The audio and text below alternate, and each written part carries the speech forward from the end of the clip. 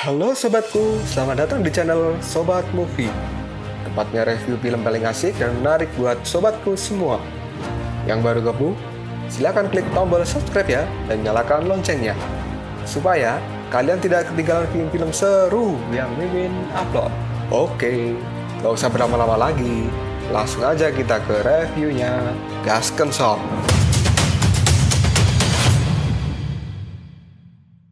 Hey, oke, sobatku terkeren, terkecil, terbaik, tersemuanya. Kita masih bersama Sobat Movie, channel alur cerita terasik sepanjang masa.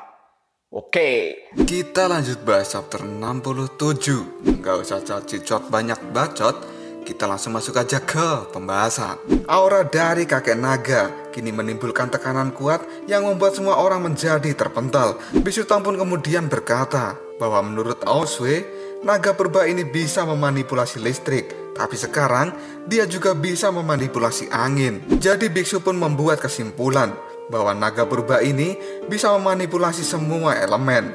Tiba-tiba saja Aoswee pun kini melesat menuju kakek naga dan ingin menyerangnya. Aoswee pun kemudian mengeluarkan petir merah dari tangannya, dan dia pun kini menyasar dada dari kakek naga. Tapi petir merah dari Aoswee ini tidak bisa melukai sang kakek. Kakek naga pun berkata bahwa dialah yang telah memberikan kekuatan petir pada Aoswee, dan dia tidak akan bisa melukai leluhurnya itu dengan petir. Kakek naga juga berkata pada Aoswee bahwa Aoswee ini bodoh karena memakai petir untuk menyerang dirinya, dan dia akan segera mati. Kakek naga pun saat ini menepuk wajah Aoswee sampai mata dari Aoswee mengeluarkan darah yang cukup banyak. Kakek naga yang marah besar kini menghajar Aoswee habis-habisan, dan dia mengatakan bahwa Aoswee adalah sampah yang tidak berguna dan tidak seharusnya dia lahir ke dunia. Subaji pun kemudian datang dan menolong Aoswee. Dia pun mengatai bahwa kakek naga ini adalah orang yang sok tahu dan dia tidak berhak menceramai Aoswee. Baji pun tidak mau bahwa kakek naga melukai Aoswee. Aoswee pun kali ini menjadi terharu dengan sikap dari Subaji, dan kakek naga pun kali ini juga mengatai Subaji bahwa babi rendahan seperti dia tidak pantas berceramah di depan kakek naga. Subaji pun kemudian mengangkat garpu 9 gigi miliknya dan mulai menyerang sang kakek. Kakek naga merasa Baji ini cukup kuat. Lalu Wuching pun datang dan dia juga menebaskan pedang, tapi berhasil ditahan oleh kakek naga. Kakek naga pun mengatakan bahwa Wuching adalah orang yang sangat pandai mencari waktu yang tepat untuk menyerang. Petir biru pun kini dialirkan oleh kakek naga pada pedang Shao Wuching. Lalu Shao Wuching pun kini berubah menjadi pasir untuk menghindari serangan petir yang mematikan dari sang kakek. Biksu Tong kemudian muncul dari dalam pasir.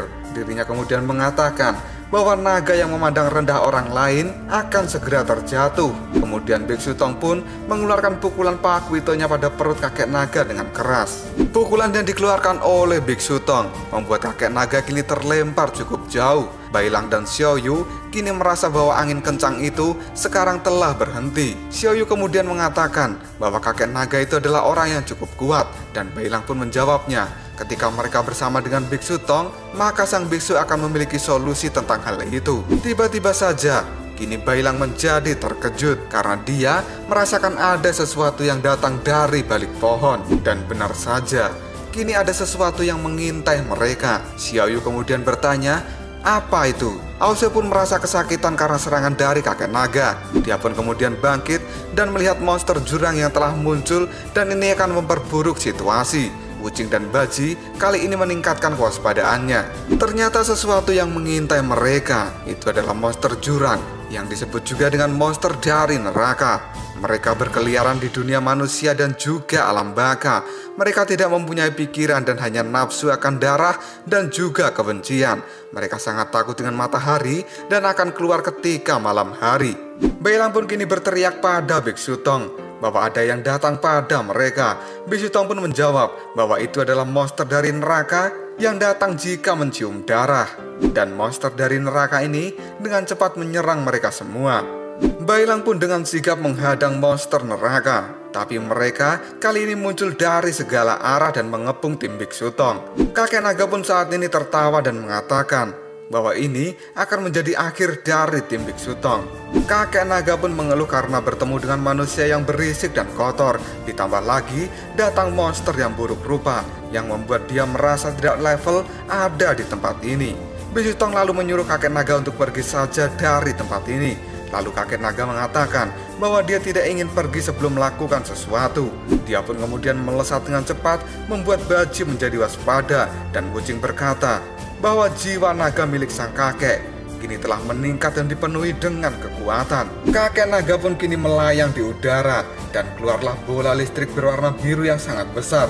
Sang kakek pun mengatakan bahwa dia akan melenyapkan semuanya di tempat ini. Kakek naga pun mengangkat tangannya dan dia memanggil petir yang sangat besar. Lalu petir itu menyambar secara brutal pada semua orang. Biksu Tong kali ini berhasil menghindari serangan petir dari kakek naga. Tiba-tiba saja kakek naga pun kini mengangkat tangannya dan mengubah tangan itu menjadi warna api. Dan kini kakek naga pun mengeluarkan hujan api yang cukup banyak. Wuching pun kali ini berusaha menghindari combo petir dan juga api.